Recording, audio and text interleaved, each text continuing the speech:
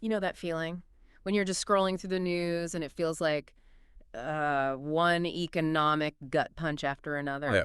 Layoffs here, market dips there. Exactly. And maybe your retirement plans are looking a little less well planned. Are you feeling that uncertainty? It's pretty widespread right now, that sense of unease. Well, what if that very unease, that sense that things are shifting, is actually the most important signal you could be getting? Maybe a signal pointing you towards a better financial future. That's an interesting take. The idea that discomfort can actually be a catalyst, Hmm. a powerful one. Right. When the old certainties start to crumble, it kind of forces us, doesn't it? Yeah. Forces us to look beyond the familiar path and maybe consider, entirely new landscapes of opportunity. Exactly. And that's precisely why we're diving into Robert Kiyosaki's The Business of the 21st Century today. You flagged this book as something you wanted to explore. Yeah, it seemed particularly relevant. And it's packed with insights that feel, well, incredibly relevant right now. Forget the usual surface level financial advice. This is really about a fundamental shift, isn't it? A shift in how we think about building wealth in this new era. Absolutely. And Kiyosaki, well, many people know him from Rich Dad, Poor Dad.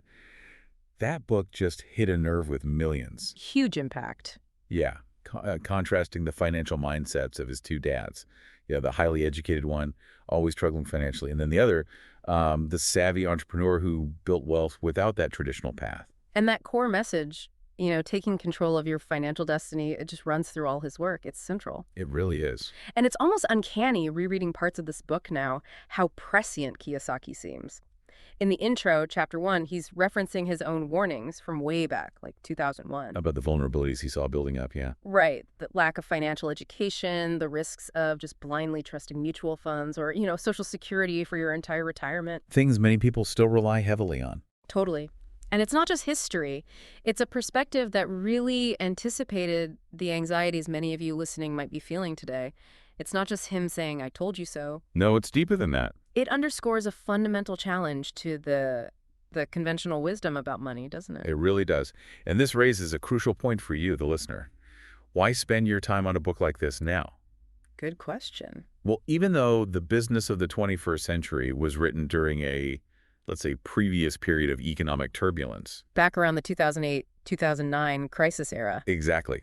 But the underlying forces, he identified that big shift away from industrial age job security towards the fluidity of the information age. Those forces have only intensified. They really have. So the principles, financial independence, creating your own economic stability, they feel more vital than ever. So, okay, your mission for this deep dive, if you choose to accept it, Laugh slightly. is clear. We're extracting the essential insights from Kiyosaki's book that directly address navigating this 21st century economy. We want to equip you with a new lens, maybe, to view your financial future. Exploring alternative paths to real wealth. Yes, without getting bogged down in overwhelming detail. Think of this as your shortcut to understanding the core of his message and, importantly, why it matters to you right now. And connecting it to the bigger picture, Kiyosaki's work is essentially offering a framework, right? A framework for thinking differently about where your income comes from. It challenges that ingrained idea of relying solely on an employer and instead champions building assets that generate income for you. Okay, so chapter 1, it really hits this head on. He argues the old playbook, the one for financial security, it just doesn't work anymore. That whole vision. Yeah, that comfortable vision of a lifelong job, steady pension. He calls that industrial age thinking, a mindset that's just, well, out of sync with today's information age economy. And what's so important to grasp there is his assertion that traditional job security is becoming an increasingly fragile concept. Scary, but feels true. When those economic headwinds hit, that single income stream can be incredibly vulnerable. Just trading your time directly for money. Ugh! Well, it has inherent limitations, doesn't it? Especially when it comes to building substantial wealth or achieving real financial freedom. And he backs this up, you mentioned it earlier, with that stark reminder, the 2009 USA Today survey. A staggering 60% of Americans saw that downturn as the worst crisis of their lives. Yeah, it wasn't some abstract event. It was real, widespread anxiety. A clear signal that the old financial foundations were, well, shaky. Definitely. And Kiyosaki's point about his earlier warnings, it serves as a powerful illustration. He wasn't just, making wild predictions. No. He was highlighting what he saw as fundamental weaknesses in the prevailing financial advice. that over-reliance on external factors, the lack of individual financial empowerment. So he's basically saying, look, this wasn't entirely unexpected, and understanding why is the first step towards building a more resilient future for yourself. Exactly. Which leads us straight to his core message in this opening part, and it's pretty blunt. Yeah, no kidding. He says, take responsibility for your finances or get used to taking orders for the rest of your life. It's a direct challenge, isn't it? Step into the driver's seat of your own financial journey. It really makes you stop and think. It does. It raises a really important question for you listening right now. To what extent do you feel in control of your financial future? Are you actively shaping it, or are you mostly just reacting to whatever the economy throws at you? Okay, so moving into chapter 2, Kiyosaki throws out this idea that seems, well, paradoxical at first glance. Right, that economic downturns, the very things causing all this anxiety. Are actually the best times to start a business. He even quotes his rather direct response to Time magazine about it. Yeah, basically saying if you see less opportunity in a recession, you're missing the bigger picture. It's provocative. But what's compelling is the historical context he brings in. The examples. Yeah, he reminds us that a significant number of today's huge, enduring corporations, companies like Microsoft, Disney, Household names. they were actually founded during recessions. It's not just anecdotal, it suggests a pattern, right? Innovation, entrepreneurial drive, often emerging from times of constraint. And the logic behind it makes sense. When the traditional job market tightens up, uncertainty looms. It forces people to get more resourceful, more creative. That whole necessity is the mother of invention thing. Exactly. It pushes people to explore new income streams, develop that crucial Plan B mentality. People become, as he puts it, hungrier, more open to different ways of earning a living. And this ties directly into that desire so many people have for just more control over their lives. Definitely. More flexibility, maybe working from home, aligning your work with what you're actually passionate about. Kiyosaki touches on that desire for autonomy, and it really resonates, I think, especially when traditional employment can feel so restrictive sometimes. And he mentions the Decipher study, 84% saying they'd be more passionate owning their own business.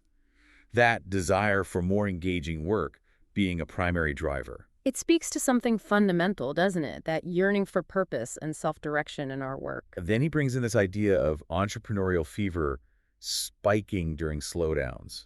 And that statistic he cites from the U.S. Federal Reserve Survey. The one about net worth. Yeah, the average household net worth of entrepreneurs being 5 times that of employees. That's a really powerful indicator, isn't it, of the long-term wealth-building potential linked to that shift in mindset. It absolutely is. So for you listening, the practical takeaway here might be to start reframing how you view the current economy. Instead of just seeing the challenges. Right. Can you start to spot potential areas where new needs are popping up, where your skills, your passions might meet some unmet demand? Are you seeing only threats, or could you start to glimpse some opportunities? Which leads to an actionable insight, maybe something for you to try. Take some time, brainstorm. What problems do you see around you? What are people struggling with? Yeah, good exercise. Could any of your skills or interests be applied to solving those problems in a new way? Even just thinking small scale at first. Yeah. That can be the seed of something much bigger down the road. Okay, let's shift gears a bit and talk about one of Kiyosaki's most famous concepts, the cash flow quadrant. Chapters 3 and 4 delve into this ESBI model. Right, the employee, self-employed, business owner, and investor quadrants. And he stresses it's not just about different business structures. No, it's more fundamental. It's about No. different mindsets, different core financial values. Exactly. So the E, the employee quadrant, the core value there is security. Get a good job, good benefits. That's the training most of us receive. The traditional path. Then you have S, self-employed or small business owner. And their core value is independence. They want to strike out on their own, be their own boss. But Kiyosaki warns it can often be a trap. Well, he says often, your business owns you. You're doing everything yourself, dealing with taxes, compliance, often working harder and longer hours than employees with less free time. It's that mindset of if you want something done right, do it yourself. Oh, okay. That resonates with a lot of small business owners I know. So how is the B quadrant, the business owner, different? The core value shifts to wealth building. B quadrant folks focus on creating systems and teams that work for them. That's the key difference. You work for your S business, but your B business works for you. Ah, interesting distinction. Their mantra is more like, I'm looking for the best people to join my team. building a team, often with people smarter than they are in specific areas, to run the system. And finally, the I quadrant. Investor. Core value, financial freedom. Here, your money works for you. They invest in various assets, gold, real estate, stocks, businesses looking for return on investment. Their key question is, what's my ROI? So ESBI, security, independence, wealth building, financial freedom. Precisely. And he points out you can be rich or poor in any quadrant, technically. But the B and I quadrants offer the most potential for genuine freedom and scalable wealth. And shifting between quadrants isn't just about changing your job title, right? Not at all. He emphasizes it's about changing who you are, or at least how you think, changing your core financial values and mindset. That's the harder part. So the key takeaway here for you listening is understanding where you currently get your income, which quadrant are you primarily in, and then critically, where might you want to be for greater control and potential wealth? It's about self-awareness and intentionality regarding your financial path. Which leads nicely into Chapter 5, focusing on the mindset of an entrepreneur.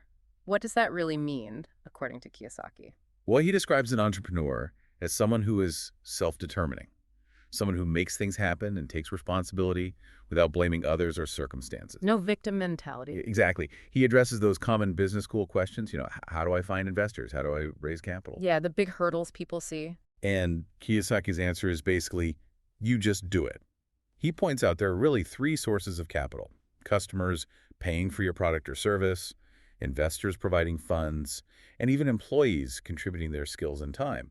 But he also makes a crucial point, especially relevant to the specific business model he later champions. Right. For the type of business he's discussing later on, network marketing, the capital needed to actually create the core business, the systems, the products, that's already done by the parent company. Okay. So the heavy lifting of initial setup is handled. Yes, but he stresses you do have to build your business. You still need that entrepreneurial drive to build your network, your customer base within that existing framework. So the practical application here is clear. Shifting your mindset is the very first essential step, taking that responsibility. Believing you can make it happen rather than waiting for permission or perfect conditions. Then in Chapter 6, he tackles what he calls the hard work myth. What's that about?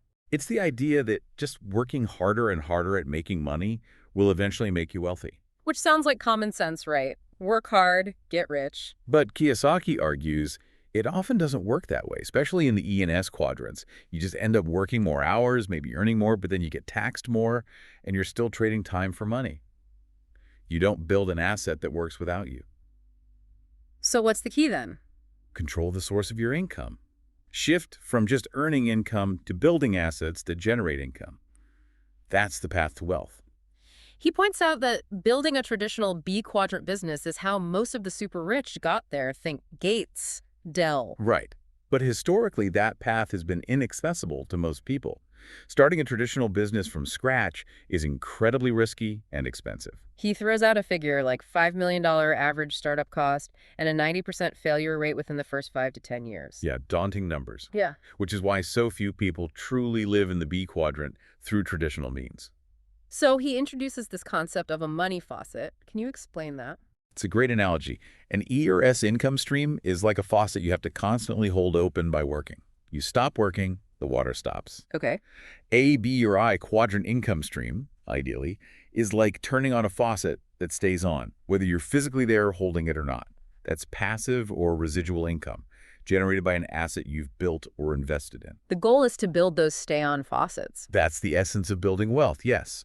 Not just filling buckets by hand over and over. Okay, this sets the stage perfectly for the core of the book, chapters 7 through 17, where he makes his case for network marketing as the business of the 21st century. Right. And he's very upfront here.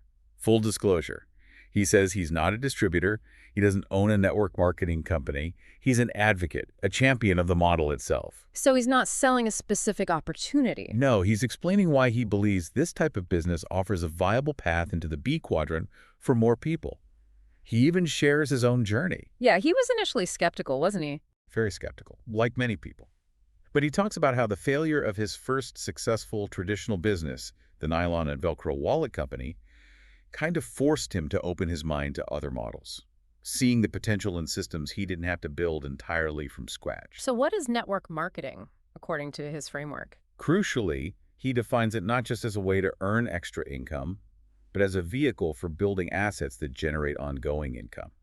That's the core distinction. So contrasting it with a job where you're essentially building someone else's asset, the company you work for. Precisely. In network marketing, the idea is you're building your own business asset, your network, within the support structure of a larger company. He also brings in some validation from others, right, to counter the skepticism. Yeah, he mentions management guru Tom Peters calling it a revolutionary shift. Points to increasing coverage in major financial publications like Forbes, Fortune. So moving beyond the old stereotypes. And he highlights major corporations like Citigroup, L'Oreal, Unilever getting involved, either acquiring network marketing companies or using the model themselves. It adds a layer of mainstream business credibility. Before diving into the specific benefits, he revisits the definition of assets and liabilities. Why is that important here? Because understanding this is fundamental to his whole philosophy. He uses the rich dad definition. An asset puts money in your pocket. Right. A liability takes money out of your pocket. Simple but powerful. And often counterintuitive. Like he argues your primary residence, your house, is usually a liability, not an asset, because it takes money out each month for mortgage, taxes, upkeep. Right, unless it's generating rental income that exceeds expenses. Exactly. So building a network marketing business, in his view, is about building a true asset, something designed to eventually put money in your pocket, independent of your direct time trading. Okay, so then he lays out these 8 wealth-building assets of network marketing. Let's walk through them. Number 1. A real-world business education. This is huge for him. He distinguishes between scholastic education, reading, writing, professional education, like being a doctor or a lawyer, and financial education, which he believes is sorely lacking. And network marketing provides this financial education how? Through practical, hands-on experiential learning, you learn critical skills like communication, overcoming fear of rejection, people skills, time and money management, leadership, setting goals, things you often don't get in a traditional job or even traditional business school. Plus, he mentions the tax advantages of having a home-based business, right? Yes, from day one, things like deducting home office expenses, computer, travel potentially, though he rightly adds the crucial caveat, consult a qualified tax professional. Don't just take his word for it. Good disclaimer. And the phrase he uses is, earn while you learn. Right. You're gaining skills and potentially income simultaneously, unlike traditional education, where you usually pay first and hope to earn later. Okay, asset number 2. A profitable path of personal development. This one's really interesting. He talks about confronting the loser within those voices of doubt and fear that hold us back. We all have those. Absolutely. And he argues the process of building this type of business forces you to confront those fears, fear of rejection, fear of reaching out, and build confidence. He shares his own struggles, like in flight school or his early business failures, framing them as essential parts of developing his entrepreneurial spirit. He quotes someone named John Fleming here. Yeah, emphasizing that success might be defined differently by everyone, but the journey of personal growth is a key, often overlooked benefit of the process itself. It changes you. Makes sense. Asset number 3. A circle of friends who share your dreams and values. This is about environment. He stresses the importance of surrounding yourself with supportive people, people who actually encourage your aspirations for freedom and financial independence rather than shooting them down. Which can be hard to find sometimes in traditional circles. It can. And he positions network marketing as having this built-in community of like-minded individuals, where success is often interdependent. People are generally invested in helping each other succeed. Okay, number 4 is crucial. The power of your own network. Yes. He uses Thomas Edison as an example. Edison didn't just invent the light bulb. His real genius and his wealth came from building the network, the electrical grid, to power it. Ah, the system behind the product. Exactly. The richest people in the world build networks. Think Sam Walton's distribution network for Walmart, Bill Gates' operating system network, Jeff Bezos' online retail network. He mentions Metcalfe's law. Right. The value of a network increases exponentially or geometrically with the number of users. He contrasts this with industrial age empires and even transition businesses like franchises, where you operate within a network but don't typically own it. But in network marketing. The model allows you to build and effectively own your own distribution and communication network. That's the asset. Got it. Asset number 5. A duplicable, fully scalable business. This tackles the "I'm not a salesperson" objection. A common one. He argues it's not primarily about hard selling, but about sharing information, telling stories, connecting, and helping others. The key isn't individual sales talent, but duplication. Meaning? Building a system and using tools provided by the company so that what you do can be easily taught and copied by others, regardless of their background or sales experience. That's what allows for scalability growing beyond your personal efforts. So the system does the heavy lifting of selling, in a sense. You network, invite, share information, follow up, help people learn. That's the idea, leverage through a duplicable system. Okay, number 6, incomparable leadership skills. This goes beyond just management. He talks about developing the ability to inspire others, to connect with their spirit, to help them pursue their own dreams. He uses JFK's "ask not what your country can do for you" speech as an example of speaking to something bigger. Great leaders as master storytellers. Exactly. And he asserts that money flows to businesses with the best leaders. Network marketing, he argues, develops a specific kind of leader, a great teacher who empowers others to achieve their goals. It involves developing people mentally, emotionally, physically, and spiritually. Powerful stuff. Asset 7. A mechanism for genuine wealth creation. Here, he brings back the definition of wealth. It's not just about money, it's measured in time. How so? Wealth is your ability to survive for a certain number of days, weeks, months, or years without having to physically work. How long could your assets support you if you stopped earning active income today? A sobering question for many. Indeed. And the rich, he says, work primarily to build wealth, assets, not just income. This means reinvesting in the business time, effort, training, supporting your network is crucial. The network marketing company handles many traditional overheads, freeing you to focus on building the network asset. And then investing surplus income. Yes, ideally in other assets like income-producing real estate to further build that financial freedom. Focus on cash flow, not just hoping for capital gains. All right, the final asset, number 8. Big dreams and the capacity to live them. This is about overcoming cynicism and those dream-killing words we hear from others or even tell ourselves. Like, that's impossible. You can't do that. Exactly. He stresses the importance of striving, of personal growth that comes from pursuing big dreams, even if you don't hit them immediately. He talks about 5 types of dreamers, from those who dream small to those who dream big and achieve them, inspiring others. And the distinction between broke and poor. Broke is temporary, a financial state. Poor, in his view, is often a state of mind giving up on your dreams. He argues network marketing allows you to start living your dreams, even in small ways, from day one, fueling the journey. That's a compelling list of 8 assets. Then there's a chapter specifically by his wife, Kim Kiyosaki. Yes, Chapter 17, A Business Where Women Excel. Kim makes a strong case for why network marketing is particularly well-suited for women. What are her key points? Things like flexibility, which is often crucial for mothers, lower startup costs compared to traditional businesses, leveraging women's often strong nurturing and relationship-building skills. Makes sense. Also, addressing the unfortunate reality that women often need to take financial control due to divorce or widowhood. Network marketing offers a path without the glass ceiling sometimes found in corporate structures, and it allows control over one's time. She mentions the historical success of women in party plan businesses as a related example. It's an important perspective to include. Okay, so after outlining all these benefits, Kiyosaki offers some advice on choosing wisely in Chapter 18. It's not just about jumping in blindly. Absolutely not.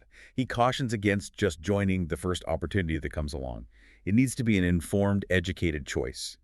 Due diligence is key. What factors does he say to look for? Several important ones. First, does the company genuinely focus on training and education that goes beyond just rah-rah recruitment?